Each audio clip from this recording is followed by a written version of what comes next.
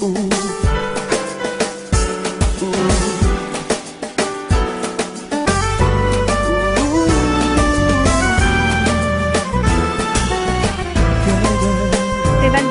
Fabrice, écoutez-le. Lorsque vous lisez ce chapitre de Nombre, chapitre 13, et vous parcourez, vous allez voir un terme. Alléluia. Amen. Les Nephthalim. Les Nephthalim, c'était des géants. C'est comme ça qu'on les appelait. Alléluia. Certains les appelaient les Nephthalim. Alléluia. Les enfants d'Anak. Et donc, le mot Nephthalim se trouve 2 fois dans la Bible. Alléluia. Le premier se trouve dans Genèse, le chapitre 6, nous l'avons vu. La Bible dit au verset 33, dit, et nous y avons vu les géants, les enfants d'Anak, de la race des géants. Nous étions à nos yeux et à leurs yeux comme des sauterelles. Alléluia. Ça veut dire qu'ils étaient tellement géants qu'ils se sont vus petits et ils étaient déjà vaincus. Alléluia. Oh, gloire. Gloire, gloire, gloire. Ah. Alléluia. Nombre, chapitre 13, verset 32. La Bible dit, ils commencèrent donc à répandre des mensonges parmi les Israélites sur le pays qu'ils avaient exploré. Ils ont dit, la terre que nous avons explorée est celle qui dévore, ceux qui y vivent. Tous les géants que nous avons vus sont très grands. Nous y avons vu Nephthalim. Vous voyez maintenant, ce mot apparaît pour la première fois. Nephthalim. Et qui sont les Nephthalim? Les Nephthalim sont les descendants d'Anak. Alléluia. Les géants de Nephthalim. Les enfants d'Anak étaient géants parce que Anak lui-même était un géant. Il était issu des géants. Alléluia. Donc c'était une race, c'était un peuple. Et vous savez, ce ne sont pas tous qui étaient des géants. La Bible ne nous dit pas que tous les enfants étaient des géants. Relisez Genèse chapitre 6. Tous n'étaient pas géants, mais parmi eux, il y avait des géants. Alléluia. Parce que certains posent la question, mais on ne voit pas de géants aujourd'hui. Mais faites attention, le diable est malin. Alléluia. Il est malin. Donc il a changé de stratégie aujourd'hui. Et tout au long de notre étude, vous allez voir comment le diable change de stratégie. En fait, ce n'est pas qu'il abandonne une stratégie pour ajouter l'autre. Il mélange. S'il change, il change. Mais la vérité, c'est qu'il mélange. Alléluia. Nous avons toujours certains géants aujourd'hui. Je ne suis pas en train de dire que si vous allez au marché et que vous voyez un homme qui est très grand, vous allez, ah, ça c'est un géant. Non, ce n'est pas ce que je suis en train de dire. Alléluia. Oh, gloire, gloire, gloire. Verset 33. Nous y avons vu Nephthalim, les descendants d'Anak. Alléluia. Nous nous sentions aussi petits que les sauterelles. Nous savons donc de Genèse 6 que Nephthalim était la progéniture des fils de Dieu. Alléluia. Qui sont les anges déchus. Rappelez-vous de ce terme. Quand nous parlons des fils de Dieu, dans ce livre, nous nous référons aux anges. Alléluia. Nous nous référons aux anges. Parce que quand vous lisez l'Ancien Testament, vous n'entendrez nulle part où quelqu'un dit que tel prophète ou que tel roi qui craint Dieu est un fils de Dieu. Non, c'est dans le Nouveau Testament. Alléluia. Parce que nous qui sommes en Christ, nous sommes les enfants de Dieu. Alléluia. Donc, ces Nephthalim étaient la progéniture des fils de Dieu. Ça veut dire les anges déchus. Alléluia. Donc, la reproduction entre ces anges déchus et les filles des hommes. Alléluia. Amos chapitre 2. Amos chapitre 2, et je lis le verset 9. La Bible dit, pourtant j'ai détruit les Amoréens avant eux, bien qu'ils soient hauts comme les cèdres et forts comme les chênes. Les Amoréens, c'était un peuple de géants. Ils étaient grands de taille, ils étaient géants. Et ici, dans Amos chapitre 2, la Bible dit au verset 9, pourtant j'ai détruit les Amoréens avant eux, bien qu'ils soient hauts comme les cèdres et forts comme les chênes, j'ai détruit leurs fruits dessus et leurs racines dessous. Je t'ai fait sortir d'Égypte. Ça, c'est Dieu qui parlait aux enfants d'Israël. Je t'ai fait sortir d'Égypte et je t'ai conduit 40 ans dans le désert pour te donner le pays des Amoréens. Alléluia. Donc, vous comprenez que quand Dieu demande aux enfants d'Israël d'exterminer ces peuples-là, ce n'était pas parce que c'était des êtres humains. Dieu savait que ces peuples-là, c'était des descendants des géants. Et c'est pourquoi Dieu avait emmené le déluge pour les exterminer. Mais Dieu savait que le combat n'était pas fini. Alléluia. Lorsque nous parlons de plusieurs méthodes avant que Jésus ne vienne, Jésus était la méthode absolue de Dieu. Il fallait que Jésus vienne pour mourir à la croix afin de donner la vie éternelle. La vie éternelle qu'Adam et Ève avaient perdue. Alléluia. Mais avant que Jésus ne vienne, il fallait que Dieu fasse quelque chose pour sauver ce qui était à cette époque. Alléluia. Donc c'est pourquoi Dieu donnait l'instruction de les exterminer. Mais comme les enfants d'Israël n'avaient pas ce niveau de compréhension, c'est pourquoi quand ils arrivent à Canaan, ils n'exterminent pas tout le monde. C'est pourquoi nous pouvons voir les guerres partout. C'est pourquoi nous parlons d'Antéchrist aujourd'hui. Nous pensons que l'Antéchrist est né à Rome. Non, il n'est pas né à Rome. Il n'est pas né en Europe. Il est né depuis au ciel. Lucifer est l'Antéchrist. Lorsque nous parlons de l'esprit de l'Antéchrist, nous parlons de Satan. Nous parlons du diable. Nous parlons de Lucifer. Alléluia. Il a été à l'œuvre depuis jusqu'aujourd'hui. Et c'est ce que nous sommes en train de voir. Alléluia. Deutéronome chapitre 2. Alléluia. Il y a plusieurs passages dans la parole de Dieu, mais je suis tout simplement en train de prendre quelques portions pour ouvrir votre intelligence. Alléluia. Deutéronome chapitre 2, verset 10. Alléluia. La Bible dit, les Émimes y habitaient auparavant. Je vous ai parlé de ça. Les Émimes y habitaient auparavant. C'est un peuple grand, nombreux et haut de taille, comme les Anakim. La prochaine fois quand vous, relisez l'Ancien Testament avec le Saint-Esprit. Alléluia. Relisez ça avec la compréhension divine de Dieu. Pour comprendre le monde dans lequel nous vivons. Lorsque Jésus dit que bien qu'étant dans ce monde, nous ne sommes pas du monde, il savait de quoi il parlait. C'est pourquoi les chrétiens, lorsque l'apôtre Paul dit dans Romains chapitre 12, le verset 2, il dit, ne vous conformez pas au siècle présent. Il sait de quoi il parle. Ensuite il dit, mais soyez continuellement, pas une seule fois, mais continuellement. Ne vous dites pas, je connais déjà assez, je dois m'arrêter là, on ne peut plus m'enseigner. Non, continuellement. Il dit, soyez continuellement renouvelés par le renouvellement de l'intelligence, afin que vous sachiez. Donc il y a un but. Alléluia.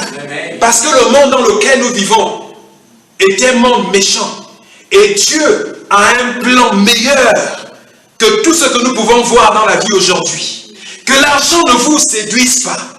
Que les biens matériels ne vous séduisent pas. Beaucoup de chrétiens, malheureusement, sont motivés par les biens matériels, par l'argent. Nous avons beaucoup d'hommes de Dieu comme ça. Beaucoup de pasteurs qui, en fait, se sont égarés à cause de l'argent, à cause des biens matériels. Ils ne prêchent plus l'évangile pur. À cause de quoi? Ils se sont égarés. La corruption du diable. Alléluia. Oh, gloire. Je désire que tous les chrétiens comprennent ce message. Je désire que tous ceux qui nous suivent, tous ceux qui nous écoutent, réalisent le sérieux de l'affaire de Dieu. Nous sommes engagés dans un combat et nous devons gagner. Alléluia. Nous devons gagner. C'est ce que Jésus avait dit à Jean. Il avait dit, celui qui remportera, je donnerai la couronne de gloire. Alléluia. Oh, gloire. Et donc, Deutéronome chapitre 2, verset 10, la Bible dit, les énigmes y habitaient auparavant. C'est un peuple grand, nombreux et haut de taille, comme les Anakim. Verset 11, ils passaient aussi pour être des Raphaïm. Alléluia. Des Réphaïm. De même que les Anakim. Mais les Moabites, écoutez ça, mais les Moabites les appelaient Émim. Séhir était habité autrefois par les Oriens. Les enfants d'Ésaü les chassèrent. Et donc, le verset 12 dit, Séhir était habité autrefois par les Oriens. Les enfants d'Ésaü les chassèrent, les détruisirent. Oh, alléluia. Les détruisirent devant eux et s'établirent à leur place. Waouh, c'est une bonne chose. Alléluia. Comme l'a fait Israël dans le pays qu'il possède et que l'Éternel lui a donné. Verset 11. Cela aussi était considéré comme un pays des Raphaïtes qui y vivaient. Mais les Ammonites les appelaient Zamzoumites. Alléluia. Ils étaient un peuple fort et nombreux et aussi grand que les Anakites. Vous voyez, c'était des peuples, des nations de géants. L'Éternel leur a détruit devant les Ammonites, qui les chassa et s'installa à leur place. Alléluia. Waouh. Dernier exemple. 1 Chronique chapitre 20. Alléluia. Je lis le verset 4. La Bible dit, avec le temps, la guerre éclatait avec les Philistins à Gézer. À cette époque, Sibécaï, le Husbatite, a tué Sipa ou Sipé, l'un des descendants de Raphaït, et le frère de Goliath. Vous voyez, je vous ai dit que Goliath n'était pas seul. Goliath avait des frères. Alléluia. Et ici, la Bible dit que l'ami était un géant. C'était le frère de Goliath, de Gittite. Ça, c'est dans 2 Samuel. Quand vous lisez dans 2 Samuel chapitre 21. Alléluia. Au verset 19. Donc, lisez entre le verset 19 et le verset 22. Alléluia. La Bible dit, l'ami, le frère de Goliath, le Gittite, qui avait une lance avec un arbre comme une tige de tisserand. Dans encore une autre bataille qui eut lieu à Gath. Écoutez ceci. À Gath, vous savez que Goliath était de Gath. Alléluia. Il y avait un homme énorme avec 6 doigts dans chaque main et 6 oreilles sur chaque pied. 24 en tout. Oh, alléluia. Ah! Il était également descendu de Rapha. Lorsqu'il railla Israël, Jonathan, fils de Shimea, le frère de David, le tua. Donc le frère de David avait tué le frère de Goliath. Waouh! Une famille de puissants. Alléluia. Ah! Gloire, gloire. Verset 8. Ceux-ci étaient les descendants de Rapha à Gath. Et ils moururent tous aux mains de David et de ses hommes. Alléluia. Waouh. Ceci pour vous montrer en fait l'existence des géants. Avant le déluge et après le déluge, ils étaient là. Nous avons lu dans Genèse chapitre 6 et nous sommes en train de voir après le déluge les exploits des enfants d'Israël jusqu'après que les enfants d'Israël soient même sortis d'Égypte au désert. Lorsqu'ils arrivent à Canaan, nous sommes en train de voir la présence des géants et ils ont pu détruire certains, mais ils n'ont pas fini. Alléluia. Amen. Que la corruption du diable n'est pas finie. En d'autres termes, lorsque je vous ai dit la dernière fois que le combat, la bataille était finie, il s'agissait du ciel. Lorsque Lucifer nourrit des pensées en lui, il devient orgueilleux, comme nous le dit Ésaïe au chapitre 14. Alléluia. Il nourrit ses pensées dans son esprit et il réussit à corrompre un grand nombre d'anges pour essayer de monter le royaume de Dieu contre Dieu. La Bible dit que Lucifer et ses anges déchus furent précipités sur la terre. Il arrive sur la terre, il commence à corrompre Ève. Et Adam aussi étant à côté de Ève, il tombe dans la déception. Il mange et le péché arrive dans le monde. Et le diable a commencé depuis ce temps jusqu'aujourd'hui. Nous allons voir jusqu'aujourd'hui, nous sommes en 2020, nous allons voir comment le diable opère, parce que nous sommes en train de voir le système du monde, comment le monde fonctionne, quel genre de monde, en fait le type de monde dans lequel nous fonctionnons, dans lequel nous vivons.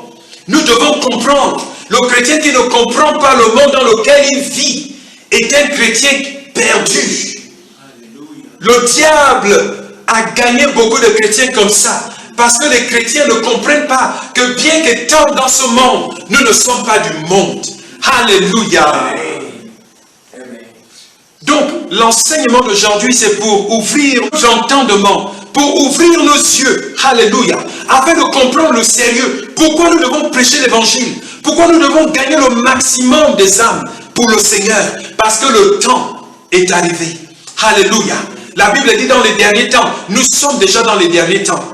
Et Christ se prépare à venir. C'est comme ça que nous nous préparons. Beaucoup pensent que se préparer, c'est de gagner seulement les âmes.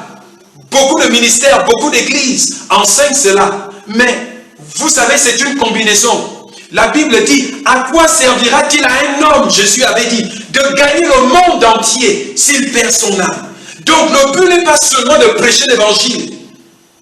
Mais le but, c'est également de nous préserver nous-mêmes. Et l'apôtre Paul avait dit cela à Timothée. Il lui a dit, veille sur ton enseignement et sur toi-même. Car c'est ainsi que tu vas te préserver. Et que tu vas aussi préserver ceux qui t'écoutent. Donc, il s'agit non seulement de gagner les autres, de gagner le monde, mais de nous gagner aussi nous-mêmes. Alléluia. C'est une consécration que chaque chrétien doit avoir, que chaque leader d'église doit avoir, que chaque leader d'église doit avoir.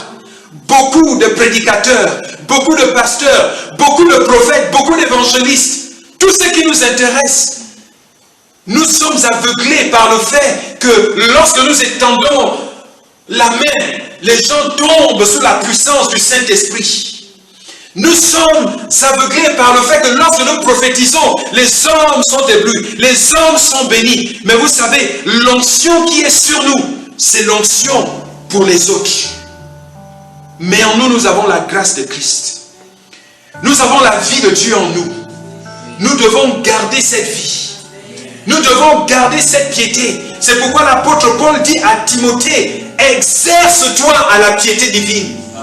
Exerce-toi à la piété divine, car l'exercice corporel est utile à peu de choses, mais la piété est utile à tout, car cette piété a la promesse de la vie qui est à venir et de la vie présente. Alléluia. Tout ce dont j'ai besoin, la piété me l'apporte. Ce n'est pas en trompant les âmes, en montant aux âmes à travers la prophétie, en détournant les âmes de la parole de Dieu. Ce n'est pas en le faisant qui apporte les choses dont nous avons besoin aujourd'hui, que ce soit l'argent, que ce soit les biens matériels. Nous avons besoin de toutes ces choses-là.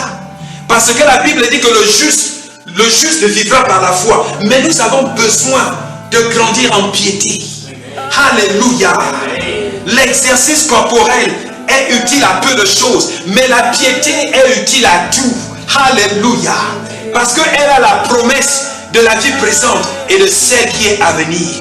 Alléluia. Levons nos mains et adorons le Seigneur. Merci de nous avoir suivis.